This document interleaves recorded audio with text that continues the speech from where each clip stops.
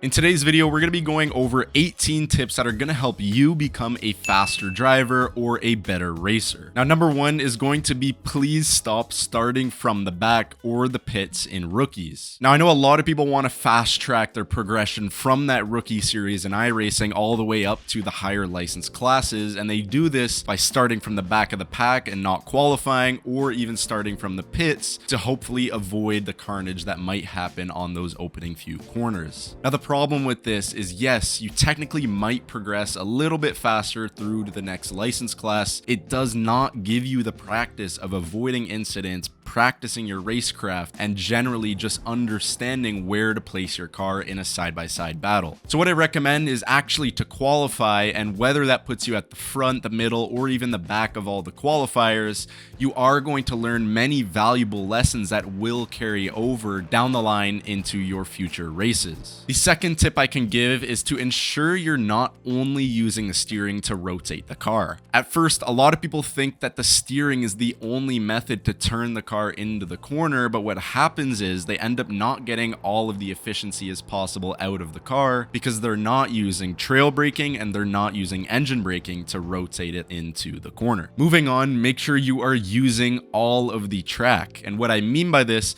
is make sure you're optimizing your line from entry to mid corner to exit. Now, of course, here I'm mostly referring to single apex corners, but what I mean on entry is you want to be all the way over to the outside as much as you possibly can. This means you would want to be to the white line, to the entry curbing, to the grass, whatever that might be.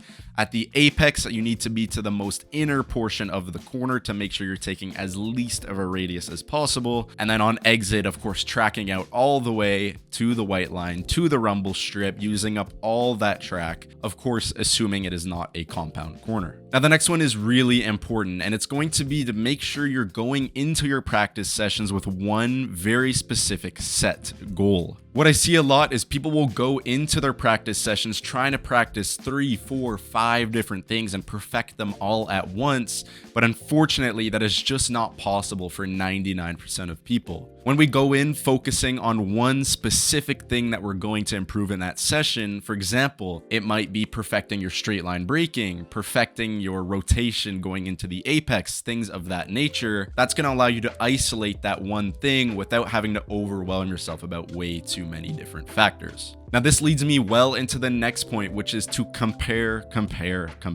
One of the best ways to improve your driving technique is to compare yourself to faster drivers, whether that be in video review, following them out on track, understanding why they're doing what they're doing.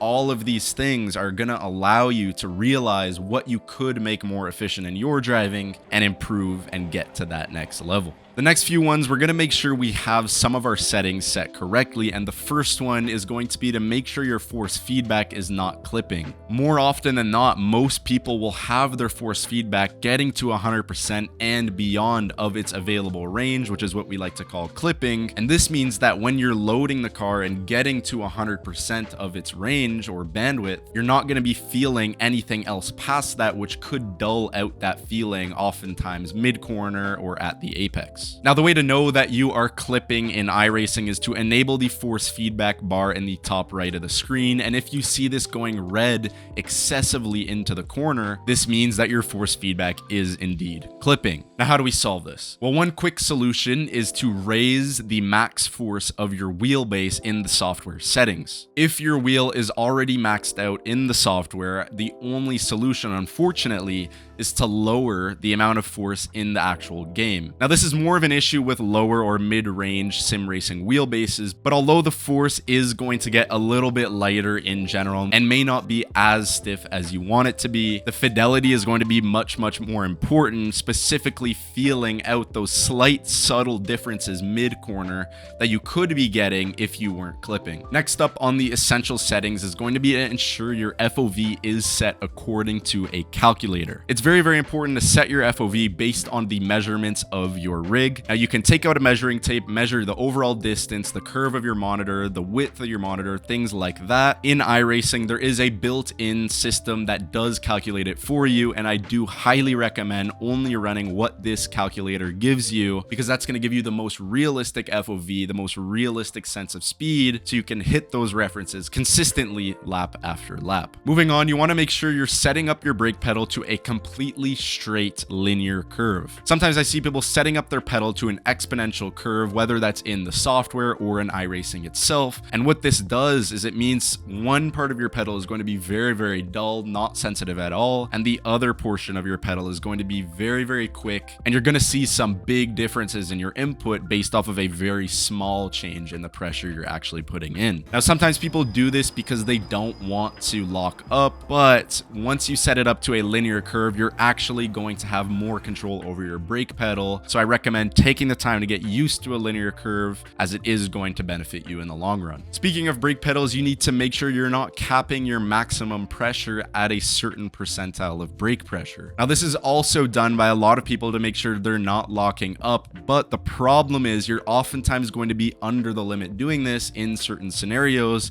For example, you could have a large compression that is going to increase the general limit of the tires because they're going to have more grip, more force pushing them into the ground. And if you have your brake pedal capped, that's going to mean you're not utilizing the tires up to their maximum capabilities. And one last thing about brake pedals, please make sure you're not setting it to be overly stiff. Sometimes people will set their brake pedal to be an absolute brick wall and vice versa. But in this case, when you set your pedal to be too hard and you get into something that doesn't have a lot of downforce, you're probably not going to be able to hold that threshold brake for as long as you need to in a straight line, which is again going to bring you under the limit, and you're not going to be getting all that efficiency out of the tires as you could be. Now, getting back to actual driving technique, you need to make sure you're setting hyper precise reference points. Now, in general, we want to have 2 reference points at a bare minimum for our corners. That's going to be a braking reference and a apex reference. So for the braking reference, that's actually going to be a reference that you use to start getting to the limit, and we'll talk about that in a moment. And then for the apex, that's going to be the point in the corner at which you're at the most inner portion of that corner, which is not always going to be the perfect geometrical or physical apex that the track has put in. Now, we already talked about this briefly, but I do want to highlight it a little bit more, and that's going to be to pay attention to the characteristics of the track just a little bit more. Now, on the sim, because most people are going to be driving on a 2D monitor, it is quite difficult to see and notice things such as elevation change and camber, which are going to drastically change how the car might react, how it might handle, and the overall available limit that it's going to have. Once we start actively paying attention to these slight elevation changes, whether that's a crest or a compression, whether that's a banked corner or off camber corner, it's going to help you decide and plan your inputs to compensate for the additional grip or the loss in grip that's coming. Moving on, this is going to be one of the most important parts of this video, and it's going to be to familiarize yourself with driving at the limit. Now, first, before we drive at the limit, we of course have to understand what it actually is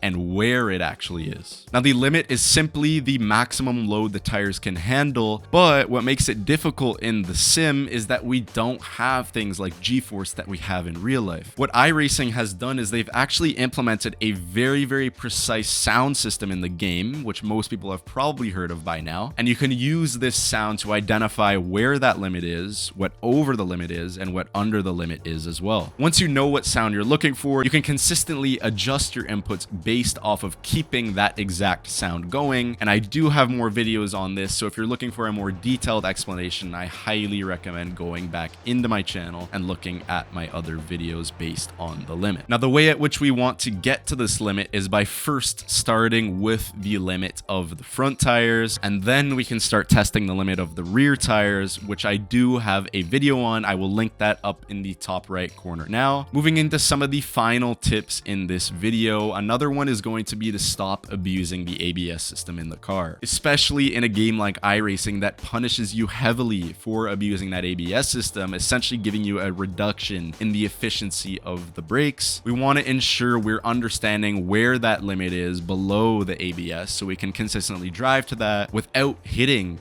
that safety net, we'll call it, which is going to preserve the life of your tires, give you more deceleration, and just generally make the car handle better. The second last tip is going to help you with troubleshooting your exit of the corner. Now, remember how I said we need a reference at the apex with where we're placing our car? So our apex reference is typically also going to be the point at which we're rolling onto the throttle. And let's say on exit, you're over the limit, meaning you're going off of the track surface or barely keeping it on. That is going to mean that your apex is probably too early. Whereas vice versa, if you're severely under the limit on exit, meaning you're not using the whole track, only tracking out to the half track width distance, for example, that's going to mean that your apex is probably too late. So you can easily use that information to troubleshoot where your apex is and try and optimize it as much as possible to make sure you're tracking out exactly to the edge of the track, no more, no less on exit, based on having a correct apex reference. Now, the final tip of the video is much easier said than done, but it's going to be to stop worrying about things like iRating. Now, I know it is a bit of an ego thing to have a high iRating, but at the end of the day, it doesn't define you as a driver. And if you only race according to gaining iRating, you're going to drive in a way that either might be very aggressive, not optimal, or things of that nature, which again are going to hurt your learning experience because you might not put yourself into certain situations. Now, that's it for this video. Hopefully you guys learned something and you can apply some of these tips into your own driving. If you did enjoy this content, feel free to go subscribe. I would really appreciate it, and we'll see you guys in the next one.